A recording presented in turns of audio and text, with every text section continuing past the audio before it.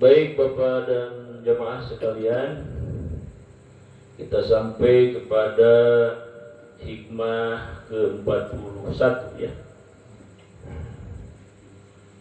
Qala al-mu'allif rahimahullah ta'ala, al-ajbu kulal ajbi mimman yahrabu mimman lan bika ka'anhu wa yatlubu ma la baqa'a lahu ma'ahu fa innaha la ta'mal absaru walakin ta'mal qulubul lati fis sudur. Itu makolahnya. Jadi makolahnya agak panjang, anu teu mawa bukunya dicatat we dina hate. Hatena dikosongkeun, jangan banyak beban, jangan bingung, jangan susah. Urusan hutang ditunda dulu. Sabab mungkin tempatnya tempatnya ketinggalan. Jadi biar tempatnya kosong, jadi tempatnya untuk ilmu, membahas tentang hikam. Al-ujbu, al-ajbu dipandang suatu keanehan. Kulal ajbi kepada Allah yang sempurna. Miman yarabu miman lan bika anhu, banyak di antara makhluk Allah yang bernama manusia itu mereka lari dari Allah. Mereka mencari sesuatu yang tidak kekal beserta mereka. Artinya makhluk yang bernama manusia itu, jadi kita itu disebutnya manusia, makhluk. Padahal makhluk itu banyak. Menurut catatan Pak Al-Ahli, makhluk itu 1,6 juta. Jadi bermacam-macam makhluk. Nah, dari 1,6 juta itu ada makhluk yang bernama manusia. Siapa manusia? Ya udah, manusia. Mana manusia aja. Jadi kita itu makhluk yang bernama manusia. Mahwal insan, apa itu manusia? Al insan hayawanun natik, cek yang memantek. Manusia itu adalah hewan yang kita bicara. Udah. Jadi ngomong kepala linter kita itu. Karena kita itu manusia. Manusia Allah ciptakan dalam bentuk yang terbaik. Bentuk yang terbaik dari makhluk, sekian juta makhluk Allah itu adalah manusia. Ya coba aja. Manusia itu pakai peci pantas, pakai koko pantas, ya. Pakai sarung pantas, pakai sandal pantas, diganti pecina pakai topi ya pantas, pakai kacamata pantas, air tempat namanya, pakai jaket pantas. Coba dong Mbak, pakai sarung, pakai topi, ya pantas. Jadi manusia itu manusia paling pantas. Yang indah Allah ciptakan itu luar biasa. Apalagi perempuan ya, aduh, udah pantas, diperindah lagi, dipoles, ditempul, terketingali, yang ada jerawatnya hilang, ditambah jentik bulu mata ada sekarang itu. Nanti ada teneng, tengah lagi. Terus naon deui eta alis. Anu taina tebel dikerok, terus dibikin alis-alisan, anu nyingsat ke luhur, segala macam itu luar biasa. Perempuan diperindah tubuhnya dengan olahraga. Nah, ini dari rupa-rupa sekarang itu, sehingga tubuhnya itu menggiurkan, indah dikala dipandang. Tapi kadang-kadang manusia itu, kata Syekh Athaillah itu, sungguh aneh manusia itu. Karena banyak di antara manusia ini yang lari dari Allah. Dia mencari sesuatu yang justru tidak kekal. Dia lari dari Allah. Padahal sebetulnya dia tidak bisa lari dari Allah. Contohnya kita tidak sholat. Apakah kita bisa lari dari Allah? Tidak, Allah tahu. Kurang prego lah ngaji tempe ieu mah gen bae cek marena teh. Silakan. Tapi Allah tahu kamu itu tidak ngaji. Mau bisa lari dari mana? Semuanya dari Allah, diciptakan oleh Allah, semuanya diatur Allah. Kita nggak bisa lari dari Allah. Semua aneh manusia yang tidak sholat, semua aneh manusia yang tidak berbuat baik, kenapa dia itu lari dari Allah? Tajlemaan untuk cara ibadat lari itu si Allah. Maka Quran menjelaskan fa innaha la ta'mal absar. Mereka itu matanya tidak buta, tapi yang buta itu adalah walakin ta'mal qulubul lati fi sudur, mata hatinya yang buta. Jadi banyak hari ini mata hatinya itu adalah buta. Mata dohirnya tidak buta, tapi mata hati yang buta. Siapa mereka yang mata hatinya buta itu? Mereka yang lari dari Allah. Kita diatur apa tidak oleh Allah itu, Pak? Bapak ngerasa diatur sama Allah? Dari mulai bangun sampai tidur kita diatur apa tidak sama Allah itu? Kalau Bapak ngerasa diri ngatur sorangan, coba bisa Pak. An-nasu bitakfir, manusia itu hanya berencana. Allah bitakfir, sedang Allah yang menentukan. Artinya kita tidak bisa ngatur, jangankan siapa-siapa, diri sendiri kita tidak bisa ngatur. So, kalau mau bisa ngatur, coba.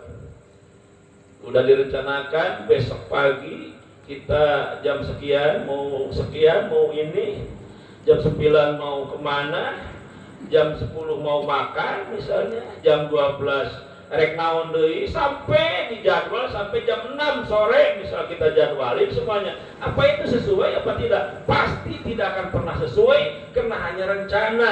Yang sesuai itu adalah Allah. Berarti kita itu, langkah kita itu diatur oleh Allah. Nah, orang yang tidak mau diatur itu lari dari Allah. Yang lari itu adalah hatinya buta. Allah. Coba itu berarti banyak kan? Wow, berarti banyak hati yang buta itu. Mereka melihat tapi tidak pernah melihat. Mereka meraba tapi tidak pernah meraba. Mereka mendengar tapi tidak mendengar. Walakin ta'mal qulubul lati fis sudur. Hatinya adalah yang buta. Aina matakunu pasanu wajhullah, kemanapun kau lari di situ ada Allah. Tapi diheureukeun ku urang. Ya, buah geus arasa ditangkal mana jelemana nya. Urang kene nu mentana, minta buahnya, urang ge dijawab heuseuk. Di sagana sorangan meureun, padahal di situ ada Allah.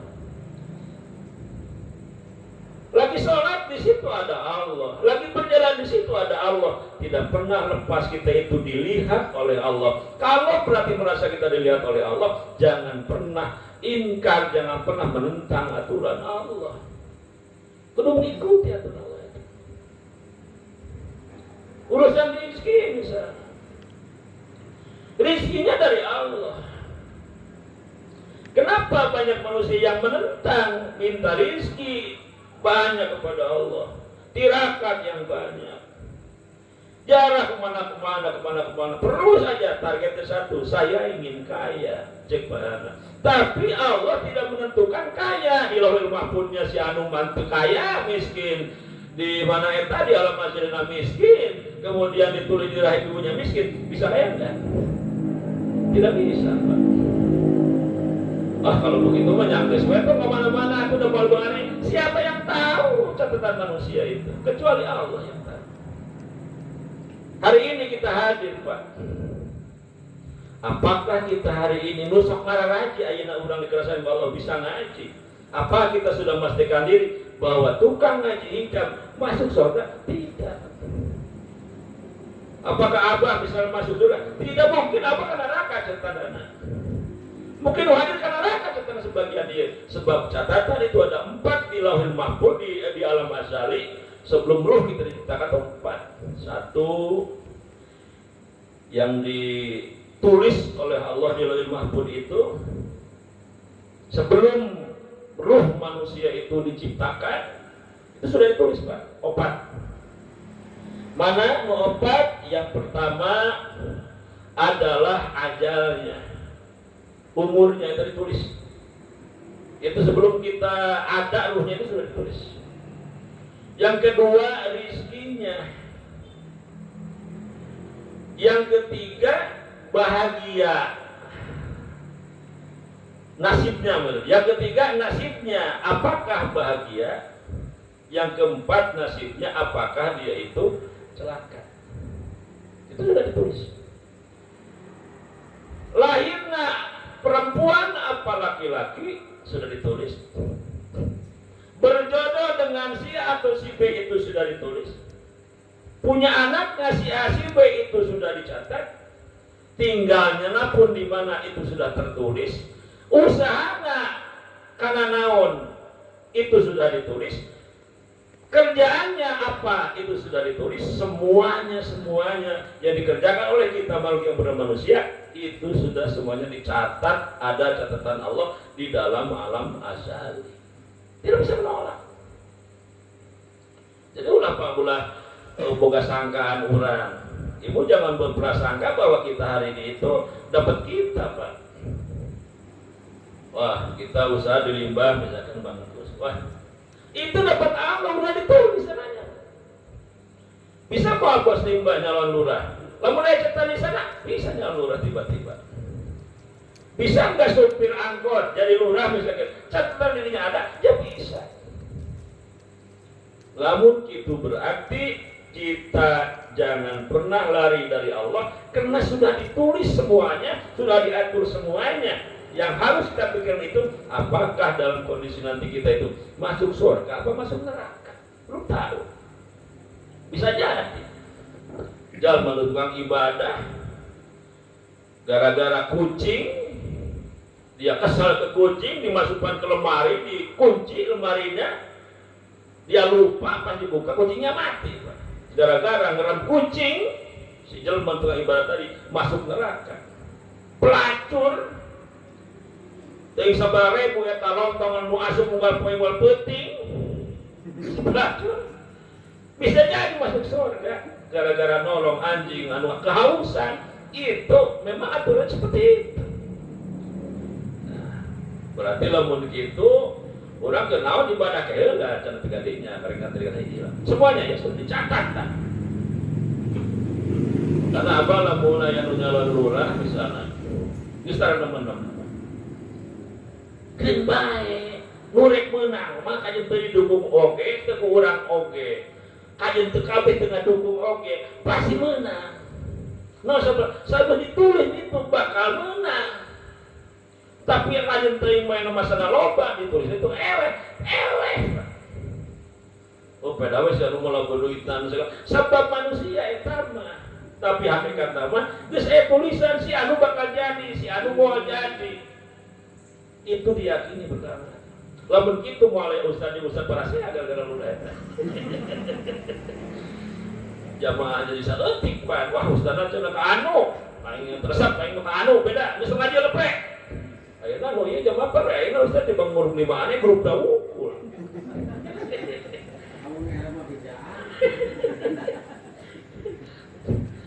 Kan apa tara dia geus.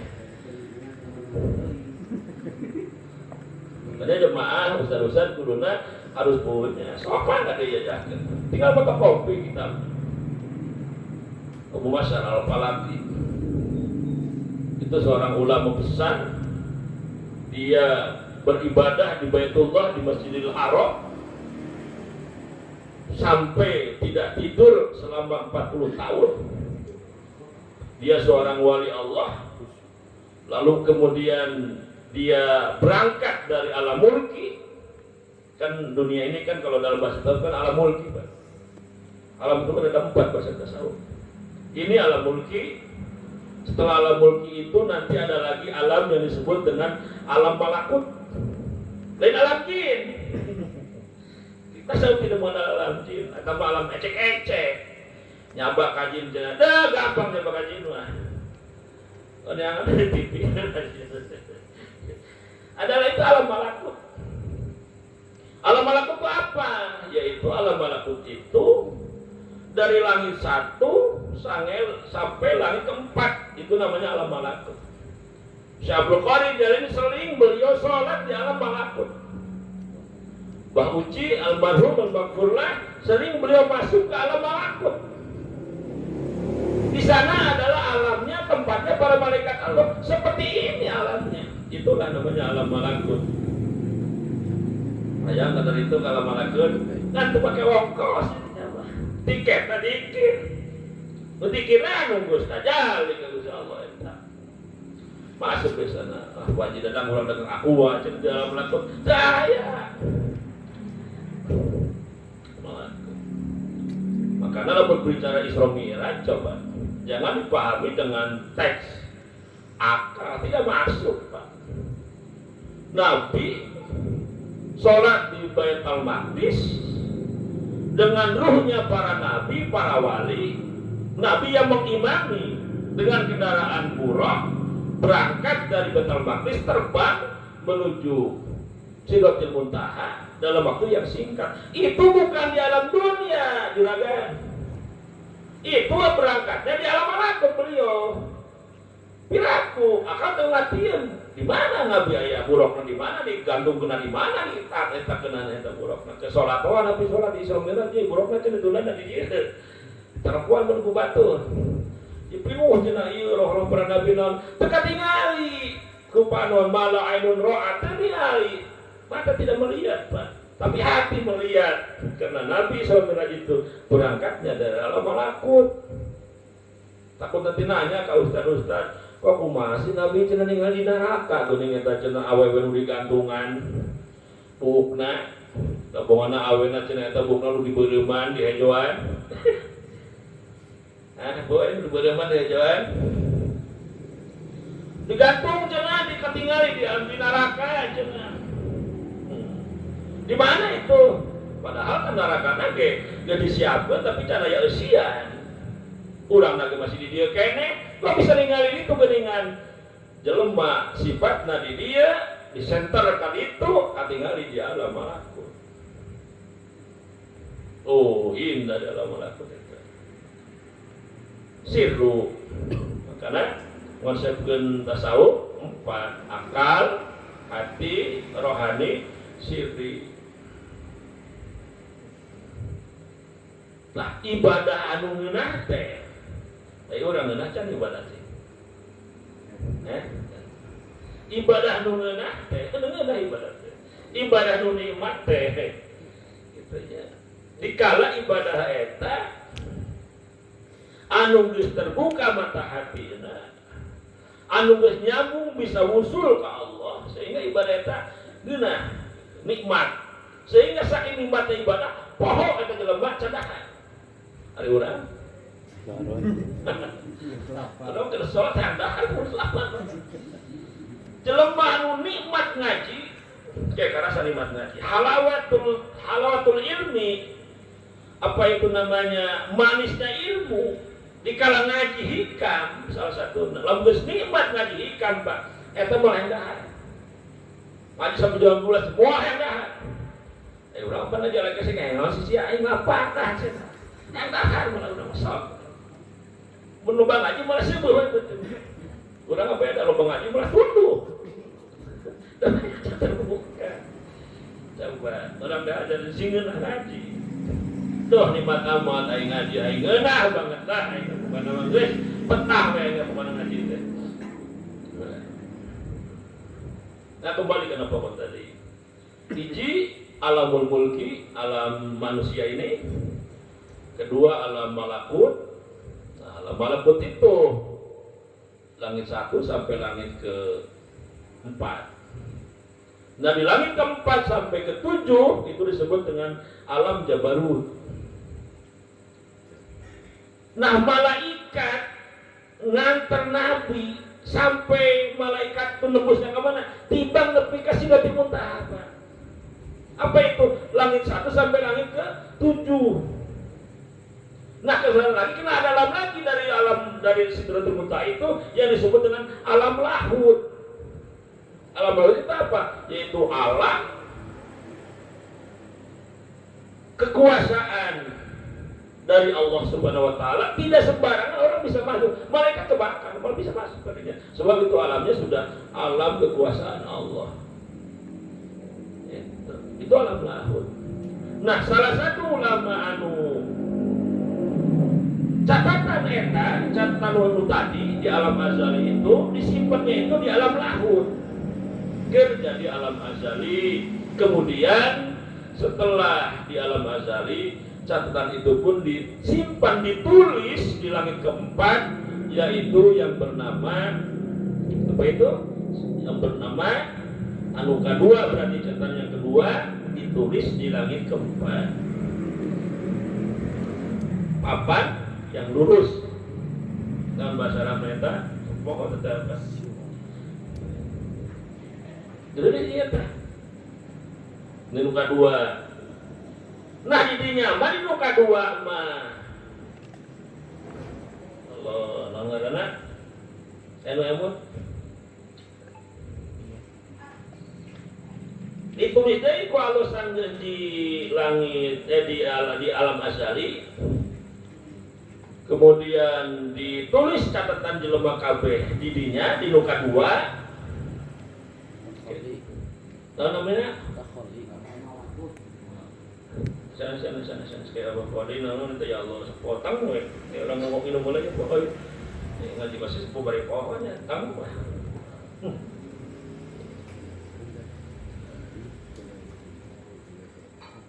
Lauhil Mahfuz. Nah, catatan tadi di alam lahud disimpan di alam Jabarut. Nyata di 7 di langit 7 sampai turun ke langit keempat, tepatnya di keempat itu ditulis di Lauhil Mahfuz. Papan lurus disebut. Tadi tulis kabeh kata jelema tah 1 2 3 terus kabeh. Tulis.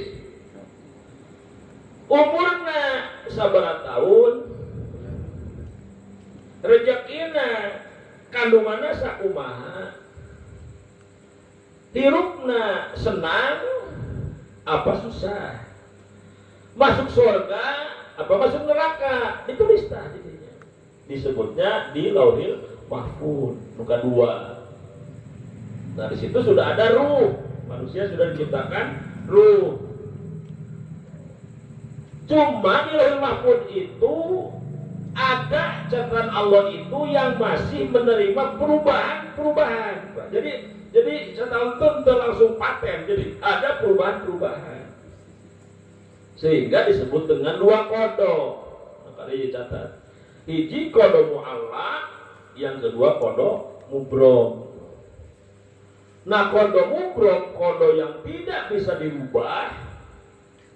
Contohnya ajal manusia mati, kematian itu tidak bisa dirubah.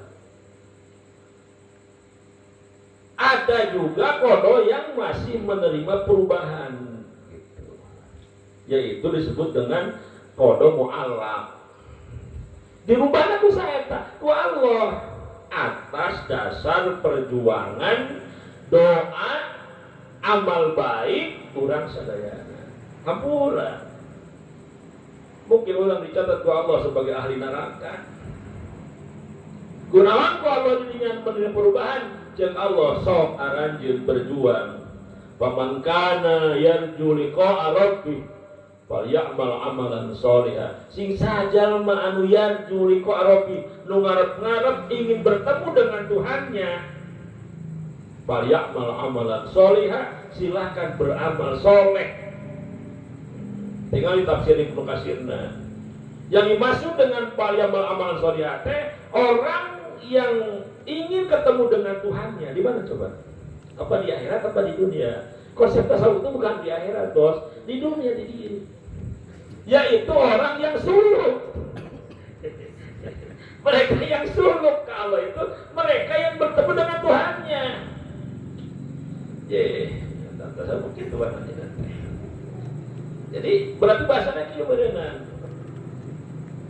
Pamangkana yarju, barang siapa yarju mengharapkan liqa'a rabbih, bertemu dengan Tuhannya Allah, atau wusul dia kepada Allah, falyamal amalan sholihan, sing sajalma nu hayang aprok jeung Allah syaratnya harus wusul. Kalau harus wusul itu berarti ibadahnya itu harus ikhlas. Wusul sedekah, perbuatan sedekah baik. Tapi sedekah urang mah kumaha tuh? Sedekah kita itu setelah kita kenyang baru diberikan kepada yang lapar. Baik deh, lumayan daripada itu. Lu terbaik mah berarti kitanya lapar, dianya kenyang. Dari orang dibalik. Leungkeun sakit oge sedekah. Jadi sedekah teh pengaruh nama pemikiran sorangan, mikiran batul anu lapar, sedekahan buru-buru bedahan. Urang mah lapar keur bae. Da urang mah hayang aprok yarju liqa'a rabbi, hayang aprok jeung Allah. Eta geus usul ka Allah ibadah teh. Satu. Kedua, yang sedekah itu yang usul itu misalkan ada orang panitia masjid, ya kamu sudah mau bersedekah, bagi duit 50 juta di masjid digolengkeun, isahan berikan duit yang 50 juta, dia tidak ingin diketahui oleh siapapun, dia ingin menjadi hamba Allah pun dia tidak mau, dilepas aja itu uang, pengen saking ikhlasnya itu orang sudah musuh kepada Allah ya. Ayo orang kan cari hubungan ke panitia, bang pada saat itu, kan guru tua ya. Nah, jadi ada yang bingung kan, ayo ngomongin wah itu bang 2.000 gak ada cek ada. Ya Allah, nasib baik. Ya jadi kita ibadah itu harus liqa'a rabbih.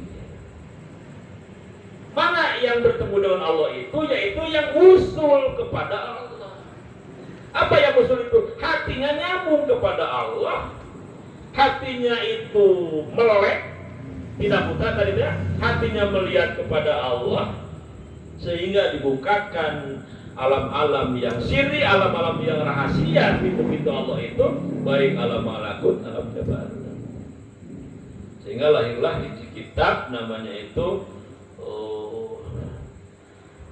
Abu Masyar Al-Falaki. Beliau itu diberikan karomah oleh Allah. Beliau melihat catatan gitu lah, melihat catatan, tapi samar. Ulah mun kabehanana nyaho ngomongin geus nyaho anu asia umur sakieu. Keu bakal ke minggu ieu sia kawin jeung ieu. Nu itu dipegatkeun sia ke kawinna 3 jeung ieu. Jadi kawan kabeh disamarkan itu pun. Tah setan iblis teh terbang ke langit teh mau nyuri itu, mendengarkan itu. Dijaga ku malaikat alam malakut ya, dan jaga alam malakut menjaga, salah satunya adalah menjaga catatan amal yang sering di kuping iblis, di kuping setan. Lamun nyawa eta menurutnya kumaha, sehingga susah tuh bisa. Itulah di Lauhul Mahfuz. Nah, menerima perubahan. Contohnya kita diberi umur oleh Allah itu 40 tahun. Ya Allah pengen atuh umur menjadi 70 tahun. Cek Allah silahkan. Syaratnya apa? Syaratnya man aroda ayat 1 lau fi rizki wa yusalahu fi umri falyasil rahimah. Silahkan kalau kamu ingin barokah rizki, panjang umur, banyak silaturahim. Silaturahim itu adalah untuk memperpanjang umur.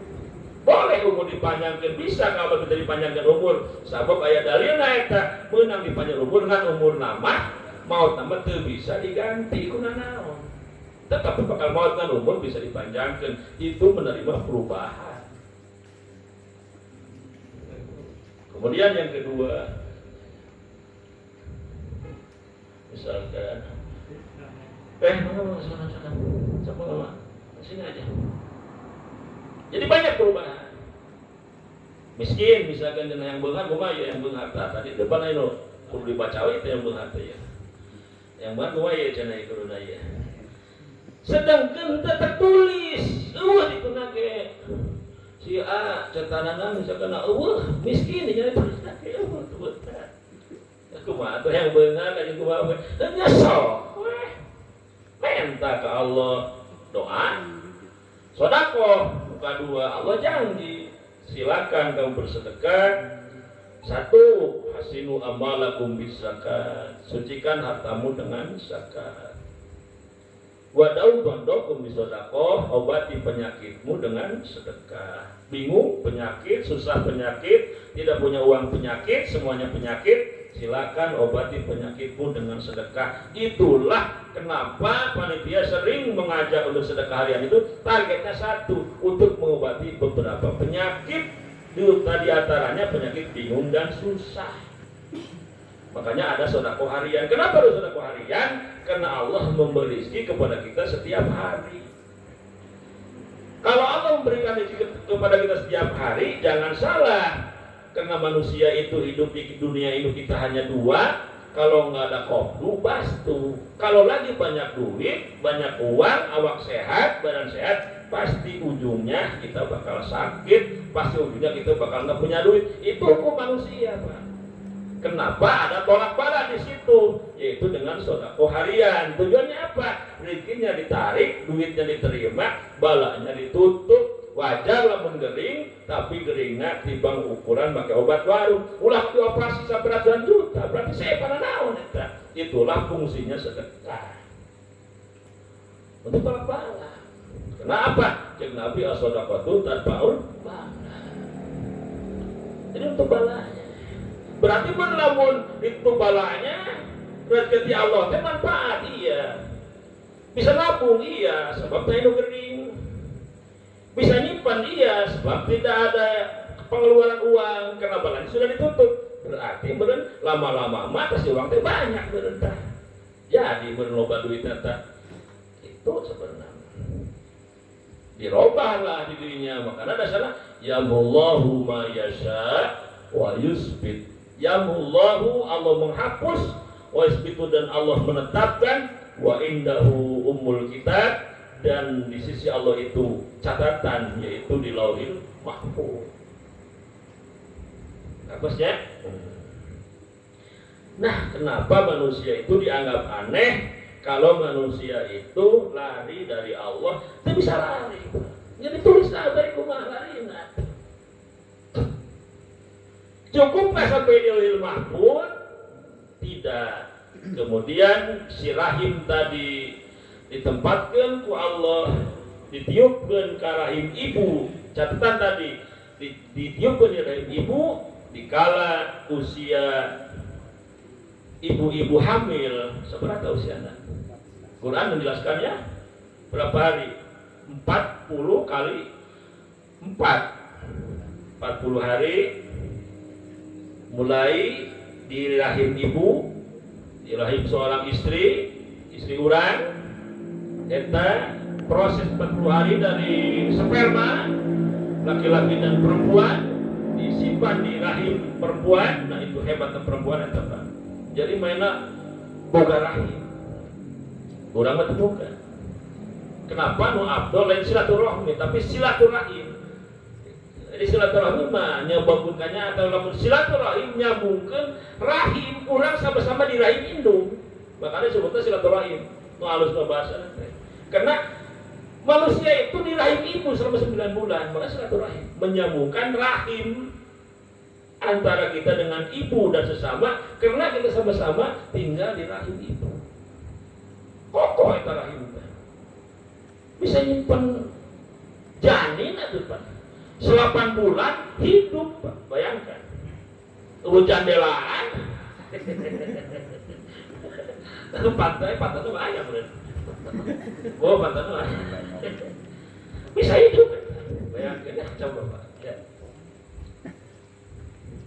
Ayatnya walaqad khalaqnal insana min sulalatin min tin summa khalaqnahu nutfah.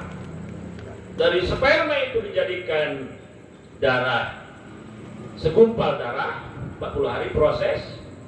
Dari segumpal darah diproses lagi menjadi segumpal daging. Dari segumpal lagi diproses lagi 40 hari menjadi daging dibungkus dengan tulang. Berarti usia perempuan itu sudah 4 bulan kurang lebih 4 bulan, makanya sudah ada kehidupan di rahim seorang ibu. Ya bu gitu nya betul tak? Itu nggak terang-terang. Nah, jadi kehidupan ini sobat bulan teh geus aya jaminan, geus aya nyawaan gitu budak. Nah, karena aborsi ngagugurkeun bayi hukumnya haram, bahkan dosa besar. Kenapa? Karena membunuh satu nyawa, karena sudah ada kehidupan. Nah, di dirinya dituliskeun Pak anu tadi di Lauhil Mahfuz, ditetapkan di rahim ibu 4 bulan dikala ditiupkannya ruh, rizkinya, ajalnya, bahagiakah dia atau susahkah dia, 4 itu dituliskan. Jadi tuliskan itu. Guruda ke alam dunia, eta si bayi guruda ke alam dunia tanganna ngepel, isyarah manehna dikala ngepel tangannya itu naon bae anu aya di dunia rek dikeupel kumaha kabeh. Bakal ngepel eta orang muda di alam dunia. Kenapa Nabi mensunahkan tolong diadanin jeung diikomatin. Adanan kupingnya belah kanan, komatin diikomakan kuping yang sebelah kiri. Kenapa? Karena dikala si bayi lahir yusa dikuhus syaiton, dibarengi dengan setan. Dalam ilmu hikmah disebutkan ada 12 jin yang mengiringi dikala anak lahir. Kenapa anak lahir itu nangis? Jadi lompatin jin itu 12. Makanya di adanan, di komatan.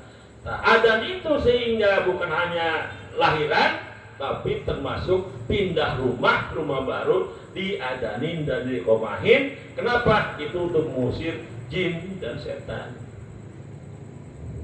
Udah datang mau orang. Mas sewe duit adanan, mas kalau ya tak. Jadi kemana? Mesti kayak juri kan? 12 jin eta mengiringi si bayi lahir. Kakarek yang disebut itu adalah qadar. Jadi qada Allah tertulis di alam azali, tertulis di Lauhil Mahfuz, tertulis di rahim. Guruda ke dunia ini, kita lahir di dunia ini, itu namanya qadar. Artinya menjalankan realisasi daripada qada Allah tersebut. Kenapa kita tidak bisa lari? Kalau lari, maka Syaikhullah mengatakan sungguh ajaib, sungguh aneh orang yang lari dari Allah mencari selain Allah. Karena tidak ada. Karena dari mulai awal sampai sekarang kita ditetapkan semuanya sampai ke dunia. Qadar, orang tinggal ajaran di qadar na teh. Kenapa sudah nyampe dunia? Kadang-kadang qadar itu hilang. Keinginan sendiri jadi orang teh yang anu ya. Tinggal menjalan qadar sebenarnya. Qadar Allah, si anu catatannya kaya. Tapi mau usaha. Kaya apa mal? Kaya apa mal? Kaya pasti. Ayo teh usaha pokoknya ditulis kaya Pak. Kumaha jalan wallahu a'lam. Kaya we pokoknya. Soal tulisannya di sana kaya kok. Bisa jadi mungkin ada yang ngasih uang beureun 1 miliar tapi itu berapa beureun. Kebacatannya di sana kaya. Sama dengan tulisannya kaya ya mah. Yang kaya we udah gunakan moal. Tapi jangan berkecil hati, kita ada punya 2 hal yang pokok yang Allah mampu menghapus, menetapkan adalah dengan 2. La yuradul qada illa bidu'a wa a'malil khair. La yuradu, tidak akan tertolak qada itu, bisa dihapus atau bisa ditetapkan qada itu. 1 dengan amal baik, dengan amal soleh. Yang kedua dengan doa. Kunaon urang ngariung doa bebarengan teh mugi-mugi nu kodona ku Allah dicatatna misalkan goreng cek urang muga-muga ku Allah dihapus sehingga anu baik menurut kahayang urang. Itu dengan doa apa?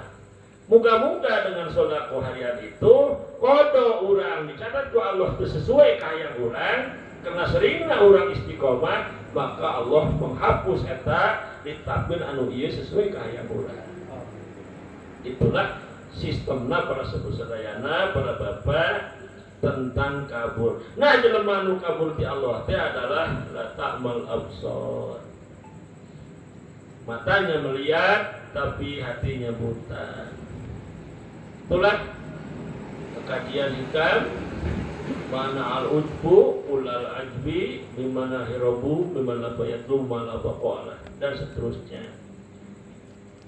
Jadi kesimpulannya pengajian kita malam ini sebagai manusia kita harus tunduk, patuh, ridho atas takdir Allah. Udah segitu. Suka tidak suka, ridho tidak ridho, mau apa tidak mau, tetap harus mau, tetap harus suka, tetap harus ridho atas takdir Allah.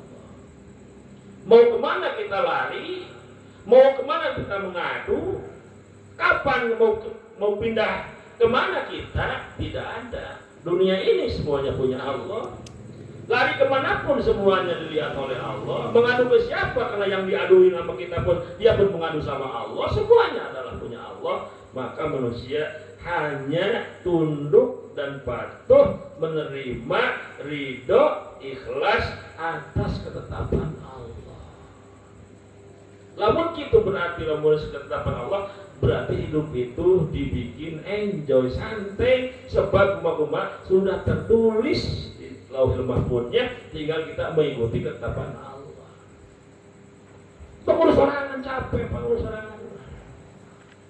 Ya target sekian, kudu cair ya sekian targetnya ya bulan ini misalkan akhir tahun target boleh mana silakan manusiawi itu boleh silakan target mah, tapi jangan kecewa dikala targetnya tidak tercapai Pak. Kenapa? Karena kita hanya bisa berusaha. Catatan di sana tidak masuk target, ya nggak bisa. Hantamnya itu saudara, hantamnya kudikir silakan untuk nyampe target. Bisa terjadi dikala di sana tidak dicatat, catatannya tidak nyampe target dengan sedekah dan doa, akhirnya Allah menghapus diganti dengan masuk target. Bisa, karena itu masih terbuka yang di Lauhul Mahfuz itu, yang disebut dengan kodok mu'allaq. Manusia, silakan. Silakan. Ada dua upaya kita itu, yaitu doa dan perbuatan baik. Namun gitu mah tuh ditulisnya ke neraka, kumaha atuh nyanggeus we atuh urang kumaha deui da. Allah memberikan dua hal yang pokok pada manusia itu, silahkan berdoa, silahkan minta yang baik-baik. Anu jelas, mayurillahu bil khairan yufaqihu fiddin. Barang siapa yang Allah kehendaki baik, maka dia akan dicatat, dikumpulkan dengan orang-orang yang soleh. Semoga Bapak Ibu sekalian, kumpulnya kita pasti dengan takdir Allah, dikehendaki oleh Allah Subhanahu Wa Taala, kita berkumpul dengan orang-orang soleh, berkumpul di sini dengan para ahli dzikir, insya Allah. Mudah-mudahan ini kebaikan ini tercatat sehingga qada dan qadar Allah ini kita bisa menerima ridho, ikhlas, patuh dan tunduk atas segala ketentuan Allah. Amin ya Allah ya rabbal alamin. Barakallahu lakum fikum wa alaikum.